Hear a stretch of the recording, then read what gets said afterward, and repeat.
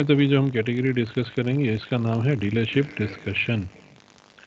इसके अंदर क्या है कि मुख्तलिफ इंफॉर्मेशन होती है जिसके अकॉर्डिंगली आप कॉल सुनते हैं। एक तरफ कस्टमर होता है, एक तरफ एजेंट होता है। इनकी आपस में रिकॉर्डेड कन्वर्सेशन होती है जिसमें या तो वो गाड़ी की बाइंग, सेलिंग, ट्रेड इन या टेस्ट ड्राइव की बात कर रहा होगा, या फिर वो बात कर रहा होगा गाड़ी की सर्विस के मुतालिक, पार्ट्स के मुतालिक, कुलियन सेंटर या बॉडी शॉप के मुतालिक। तो इस कैटेगरी का नाम, जैसा कि नाम जाहिर है यहाँ पे लिखा हुआ आ रहा है, आप लोगों को स्क्रीन पे शो भी हो रहा होगा, डीलरशिप डिस्कशन। आप ये देखें, the purpose of this category dealership discussion is to determine whether the caller is discussing with what the caller is discussing with the dealership. यानी डीलरशिप पे वो क्या डिस्कशन कर रहा है, हमने बेसिकली ये जज करना है। इसमें बहुत सारे ऑप्शन हैं। पहला ऑप्शन जो इसमें आता है वो आता है opportunity to buy, sell, lease, trade a vehicle. यानी क्या वो डिस्कशन जो है वो किसी गाड़ी की ख़रीदने के बारे में, उसको सेलिंग के बारे में, उसकी लीज के बारे में, या ट्रेड इन के बारे में है। बाइंग से जैसे पता है गाड़ी ख़रीदना, सेलिंग से पता है गाड़ी को बेचना, लीज का मतलब होता है गाड़ी लीज पे लेना। लीज में और फाइनेंसिंग में ये डिफरेंस होता है कि जब टर्म आपकी एंड होती है, यानी कि आपने फॉर एग्जांपल 1 साल के लिए गाड़ी लीज पे ले ली है, जब वो लीज ख़त्म होती है 1 साल बाद, तो गाड़ी आपको रिटर्न करनी होती है, आप उसके मालिक नहीं बनते हैं। अगर आप गाड़ी फाइनेंस कराते हैं साल के लिए, तो आप जब किस्तें वगैरह हर महीने देते रहते हैं तो एंड पे वो गाड़ी के आप मालिक बन जाते हैं। तो लीज और फाइनेंस के अंदर ये मेन डिफरेंस है। फिर उसके बाद ट्रेड ऑफ व्हीकल। व्हीकल का ट्रेड इन होता है। ट्रेड इन क्या होता है, एक व्हीकल आप अपने वाली डीलरशिप को दे देते हैं, उसकी अमाउंट एडजस्ट करा के डीलरशिप से नई व्हीकल ले लेते हैं। पाकिस्तानी एग्जांपल मैं आपको दे देता हूँ। फॉर एग्जांपल आपको टोयोटा करोला पसंद है और आप वो लेना चाहते हैं। आपके पास सुजुकी कल्टस है, आप कल्टस लेके टोयोटा के शोरूम पे जाएंगे, उनसे उसको अप्रेज करवाएंगे। अप्रेज करवाना होता है उसकी वैल्यू लगवाना, उसकी कीमत लगवाना अकॉर्डिंग टू कंडीशन। तो आप उसे अप्रेज करवाएंगे और अप्रेज करवाने के बाद आप उसकी वैल्यू लेंगे, यानी कि वो किस प्राइस की है। आप वो प्राइस लेके आप डीलरशिप को बताएंगे कि जी मेरी गाड़ी आप लोगों ने जो अप्रेज की है उसकी कीमत आपके यूज्ड कार मैनेजर ने लगाई है 6 लाख रुपए। नई करोला फॉर एग्जांपल आ रही है 20 लाख रुपए की।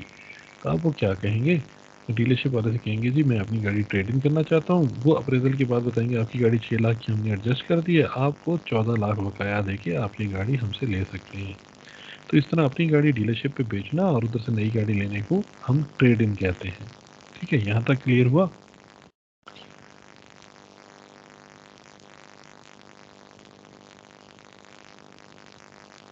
क्या आपको मेरी आवाज़ आ रही है सबको? जी सर। सर आ रही है। चले जी सर आ रही है। चले, सही है, ठीक है। इसके बाद आप देखें उस कॉल के अंदर ये ज़रूरी नहीं है कि वो किसी पर्टिकुलर मेक एंड मॉडल की बात करें। फॉर एग्जांपल वो गाड़ी के बारे में बात करें, मैं एक गाड़ी आपसे ख़रीदना चाह रहा हूँ, आपके पास वेबसाइट पे वो आ रही है $30,000 की। इसमें मुझे बताएं कोई डिस्काउंट्स हैं, इसकी कंडीशन कैसी है, इसका कलर कौन सा है, इस तरह की बातें हो रही हैं। लेकिन वो एग्जैक्ट मेक एंड मॉडल का अगर जिक्र नहीं भी करते हैं तो आपको अंदाज़ा हो जाता है ये गाड़ी के ख़रीदने या बेचने की बात कर रही हैं। तो ऐसी कोई भी कॉल जिसमें इस तरह की कोई डिस्कशन हो रही है तो वो आप पहले ऑप्शन में डालेंगे जिसको कहेंगे opportunity to buy, sell, lease, trade in, test drive, जो भी है।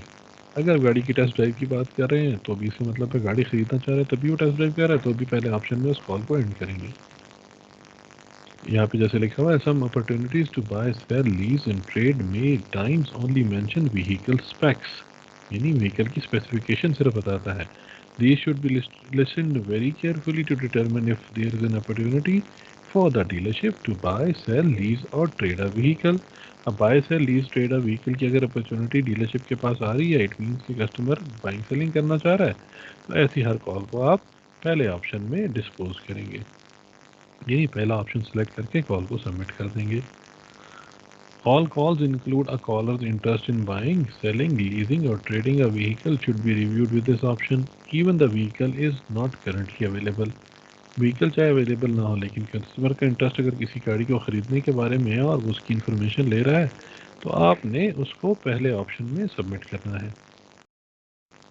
Caller inquires about a vehicle of interest. अगर वो व्हीकल जो उसको पसंद है उसके बारे में पूछ रहा है तो भी डेफिनेटली ये इसी के अंदर जाएगा। इसमें include but is not limited to inquiries about vehicles seen online in an advertisement or from driving past the dealership lot. यानी उसमें ज़रूरी नहीं है उसने गाड़ी कहाँ से देखी हो सकता है ऑनलाइन देखी हो सकता है किसी एडवर्टाइजमेंट देखी हो सकता है डीलरशिप की लॉट से गुजरते हुए उसने देख ली हो। तो वो गाड़ी में अगर इंटरेस्टेड है और ख़रीदना चाहता है या उसकी इंक्वायरी कर रहा है तो वो पहले ऑप्शन में ही कॉल को एंड करना है। अगर वो जनरल इन्वेंट्री में इंटरेस्टेड है व्हीकल्स की, यानी आप कॉल करता है डीलरशिप उनसे पूछता है आपके पास कौन कौन सी गाड़ियाँ अवेलेबल हैं, क्या प्राइसेस हैं उनकी, अगर वो ऐसी डिस्कशन करता है तो भी आपने ऑप्शन 1 में ही कंसिडर करना है क्योंकि वो बाइंग सेलिंग ही करना चाह रहे तभी तो पूछ रहा है। कॉल इज अबाउट पेमेंट और financing options for the purchase of a vehicle, यानी अब मैं कैसे कैसे पेमेंट कर सकता हूँ, कैशियर चेक लेके आऊँ, डायरेक्ट कैश पेमेंट कर दूँ या फाइनेंस करवा लूँ या लीज करवा लूँ नई व्हीकल आपसे। अगर वो ऐसी को बात कर रहा है तो भी पहले ऑप्शन में जाएगी। This does not include call recording finance vehicle that is already in caller possession, यानी गाड़ी अगर पहले से कॉलर के पोजेशन में है उसको फाइनेंस करवा रहा है तो वो इसमें शामिल नहीं है। फिर वो जनरल कन्वर्सेशन कहलाती है, वो फिर सेल्स की कन्वर्सेशन नहीं रह जाती, वो ऑप्शन 1 में नहीं जाएगी।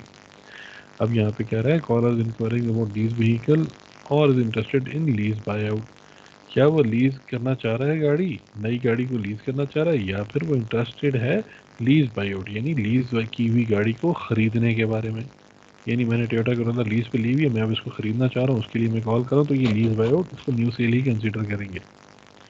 Collar would like to sell और trade a vehicle to the dealership, अपनी गाड़ी डीलरशिप पे ट्रेड इन करना चाह रहा है या बेचना चाह रहा है डीलरशिप को तो भी ऑप्शन 1 में जाएगी। Caller is another dealership that represents an opportunity to buy or sell a vehicle. This does not include conversation about the dealer trade. Dealer trade के अलावा अगर वो गाड़ी कस्टमर के लिए ख़रीदना चाह रहे हैं तो वो भी ऑप्शन 1 में ही जाएगी। Dealer trades are not opportunities for dealer to buy or sell vehicle. Dealer trades sometimes also referred to as dealer swap, and when competing dealers trade cars with each other, swapping similar cars to meet the demands of their customer. These are exchange of vehicles only and they do not represent buying or selling. हाँ, अगर वो dealer trade है, dealer trade क्या होता है, एक dealer से दूसरे डीलर को ट्रेड करना। एग्जांपल मैं आपको दे देता हूँ, अगर कस्टमर कहता है कि मैं एक डीलर हूँ, कॉल करके कहता है मैं फ़िलानी शोरूम पे मैं एक डीलर हूँ, आपके पास रेड कलर की टोयोटा करोला नया मॉडल खड़ा हुआ है और मैं आपसे, मेरे पास ब्लैक कलर का है, मेरे पास जो कस्टमर है उसको रेड कलर पसंद है, रेड कलर मेरे पास नहीं है, लिहाजा मैं अपनी ब्लैक आपको दे देता हूँ, आप मेरे से गाड़ी स्वैप कर लें, आपकी रेड मेरा ड्राइवर ले जाएगा और कस्टमर को सेल कर देगा। इसको कहते हैं डीलर ट्रेड। तो ऐसी कॉल जिसमें डीलर ट्रेड इन्वॉल्व हो वो कभी भी पहले ऑप्शन में नहीं जाएगी क्योंकि डीलर ट्रेड जब भी जाएगी वो थर्ड ऑप्शन में जाएगी जिसको कहते हैं जनरल कन्वर्सेशन। ठीक है, तो इसके अलावा अगर कोई बाइंग सेलिंग की बात हो रही है तो पहले ऑप्शन में जाती है डीलर ट्रेड के अलावा। ठीक है, अब दूसरा ऑप्शन इसमें आता है सर्विस, पार्ट्स, कोलिजन और बॉडी शॉप का।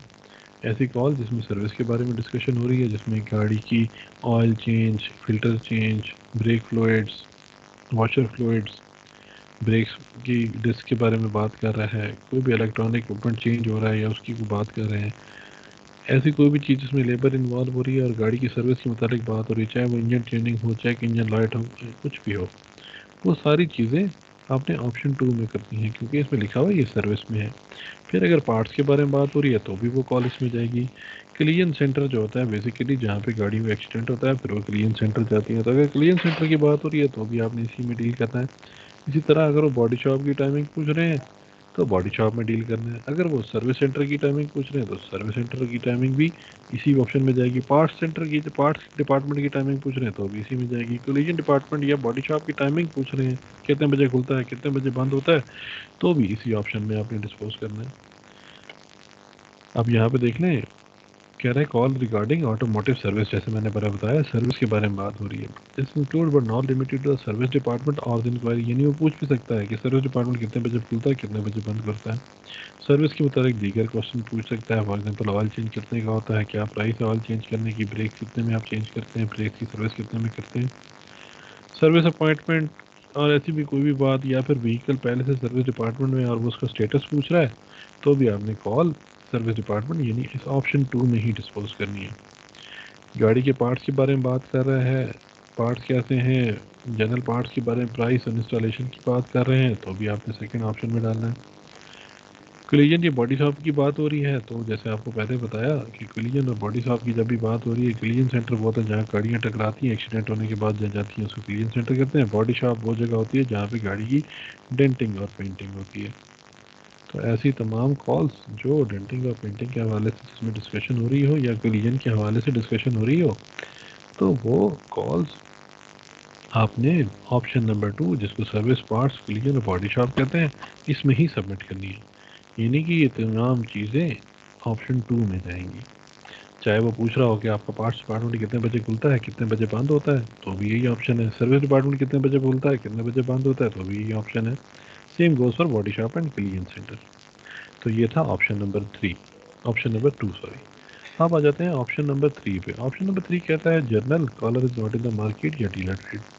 अब कोई भी जनरल डिस्कशन है, इसमें कोई जनरल कन्वर्सेशन हो रही है एम्प्लॉई के साथ, या फिर कस्टमर बात करके जनरल बातें करनी शुरू कर देता है। गाड़ी की buying selling trading test drive के बारे में बात नहीं कर रहा, गाड़ी की सर्विस पार्ट्स क्लियर और बॉडी शॉप की बात नहीं कर रहा, गाड़ी की फाइनेंसिंग या रीफाइनेंसिंग फाइनेंसिंग या लीज के बारे में बात नहीं कर रहा है।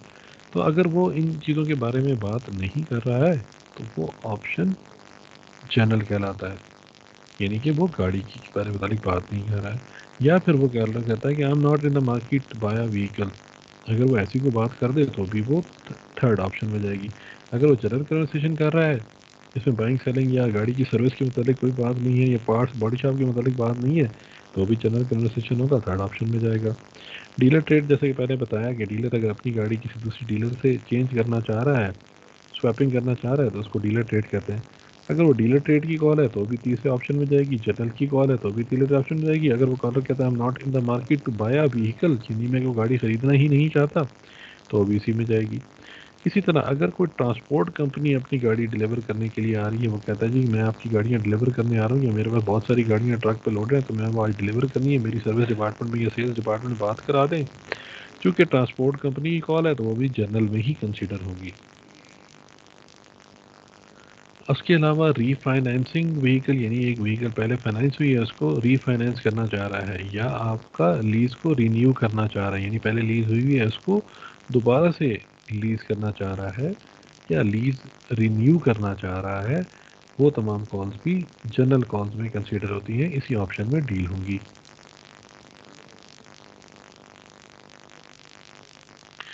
इसमें अगर वो सिर्फ फाइनेंसिंग की इन्फॉर्मेशन ले रहा है कि फाइनेंसिंग कितने की होती है, क्या फाइनेंसिंग है, आपकी कितनी टर्म्स है, कितने परसेंटेज है, वो अगर पूछता है, लेकिन वो बाइंग सेलिंग या ट्रेडिंग ऑफ व्हीकल उसमें डिस्कस नहीं होता है, जस्ट परसेंटेजेस डिस्कस होती हैं, तो भी वो कॉल जनरल में ही जाती है। Caller state they are coming to the dealership to drop off paper work. अब यहाँ पे आपको कुछ क्लियर नहीं है, पेमेंट और another item they did not specify. यहाँ पे अगर वो कोई भी ऐसी बाइंग सेलिंग गाड़ी की बात की नहीं कर रहा या सर्विस की बात नहीं कर रहा है, वो जस्ट सिंपल कहता है कि मैं पेपर वर्क ड्रॉप ऑफ करने जा रहा हूँ, या मैं आपको 4 लैपटॉप पहुँचा जाऊँगा, या मैं आपकी कंपनी की फायरिंग करके चला जाऊँगा, कोई भी जनरल बात अगर कर रहा है तो वो इसी थर्ड ऑप्शन में आपने डील करनी है। Unless the caller specified to drop off regarding opportunity to buy, sell, lease or trade vehicle, अगर वो ड्रॉप ऑफ पेपर वर्क करना चाह रहे हैं और वो बाइंग सेलिंग के मुतालिक है तो पहले ऑप्शन में चली जाएगी। अगर वो सर्विस पार्ट्स कोलिजन सेंटर के मुताबिक दूसरे ऑप्शन में चली जाएगी। बट अगर ऐसा कुछ नहीं है, just simple paper work drop of करना चाह रहा है, तो वो जनरल कन्वर्सेशन कहलाती है। देखिए यहाँ पे वो रिन्यूअल ऑफ लीज का लिखा हुआ है, रिन्यूअल ऑफ लीज भी इसी में जाएगी। और गाड़ी की रेंटल, अगर वो रेंटल कार लेना चाह रहा है या लोनर व्हीकल लेना चाह रहा है, तो भी जनरल कन्वर्सेशन है। किसी भी किस्म की वारंटी के बारे में इंफॉर्मेशन लेना चाह रहा है गाड़ी की, तो भी इसी में जाएगा। टैग्स और नंबर प्लेट्स या टैग्स एक ही चीज़ होती है, अगर वो इसके मुतालिक बात कर रहा है तो भी इसी में जाएगा। अगर वो आवर्स ऑफ ऑपरेशन पूछ रहा है लेकिन डिपार्टमेंट का नाम नहीं बता रहा है, तो अगर वो सिंपल आवर्स ऑफ ऑपरेशन पूछ रहा है कि आपके आवर्स ऑफ ऑपरेशन क्या है, आप किसी डिपार्टमेंट में कॉल कनेक्ट नहीं हुई, जनरल पूछ रहा है, तो भी वो जनरल में ही जाएगा।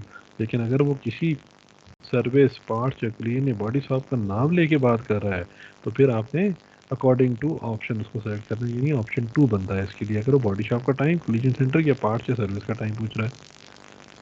अगर वो if the caller specify the sales department but then he asks the hours of operation for the sales department, then it will opportunity for buying, selling or trading a vehicle, we should consider general call।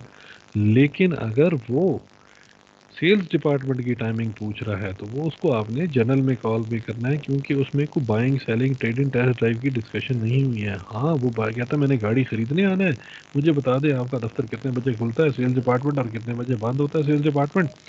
फिर ये sales की call थी, ये नहीं पहले option की call थी। लेकिन अगर सिर्फ ये कहता है कि आपके सेल्स डिपार्टमेंट कितने बजे पे खुलता है कितने बजे बंद होता है और गाड़ी की buying selling trading test drive की बात नहीं करता है, तो फिर ये ऑप्शन जनरल यानी ऑप्शन 3 में जाता है। Caller is returning a missed call, but the call ends whether neither the call or business identify the original caller or the reason of the call। यानी कॉलर कहता है मुझे कॉल आ रही थी, मैं आपको इसलिए कॉल बैक कर रहा हूँ, लेकिन उसमें आपको रीज़न कंफर्म नहीं होता है कि वो क्यों कॉल आई थी और किस वजह से आई थी और क्या आपस में डिस्कशन हो रही है। यानी कोई जनरल सी बात हो रही है, buying selling trading test drive service वगैरह की बात नहीं हो रही है, तो उसको आपने जनरल में ही कंसिडर कर देना है। Caller is returning a missed call but is not in the market to buy, sell, lease or vehicle। Caller अगर रिटर्न कर रहा है कॉल और वो कहता है कि मैं गाड़ी खरीदना नहीं चाहता हूँ, ना बेचना चाहता हूँ, ना बाय करना चाहता हूँ, ना लीज करना चाहता हूँ, ना फाइनेंस करना चाहता हूँ, तो ऐसी तमाम कॉल्स ऑप्शन नंबर 3 जिसको जनरल कहते हैं उसी में ही जाएंगी। Call is regarding a dealer trade. Dealer trade मैंने पहले एक्सप्लेन कर दिया, डीलर ट्रेड जब भी आता है तो वो डेफिनेटली इसी ऑप्शन में ही जाएगा।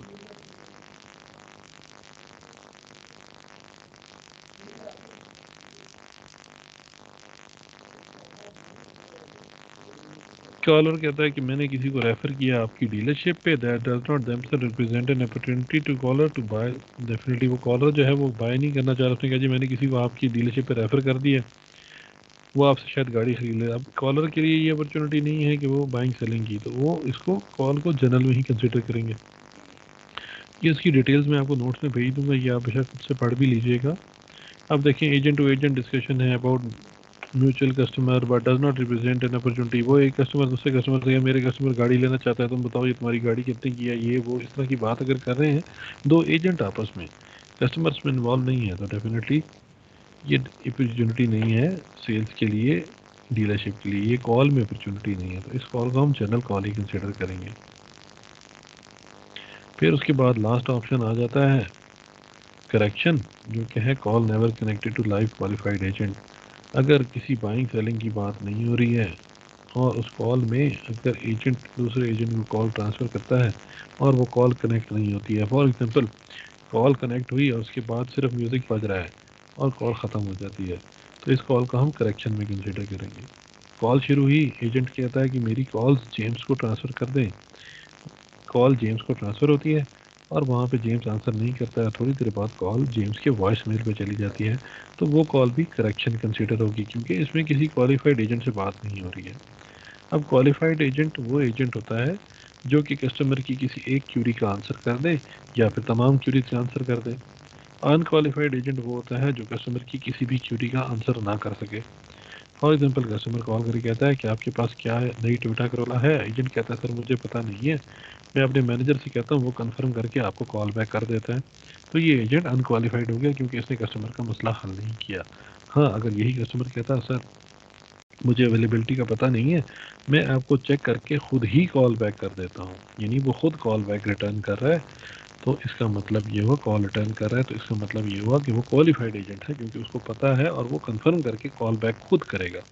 अगर कहता मुझे पता नहीं है, मेरा मैनेजर या मेरा कुलीग कॉल बैक करेगा, तो फिर ये अनक्वालिफाइड एजेंट होता, यानी कि वो एजेंट जो कस्टमर का किसी एक सवाल का जवाब भी ना दे सके वो अनक्वालिफाइड एजेंट होता है।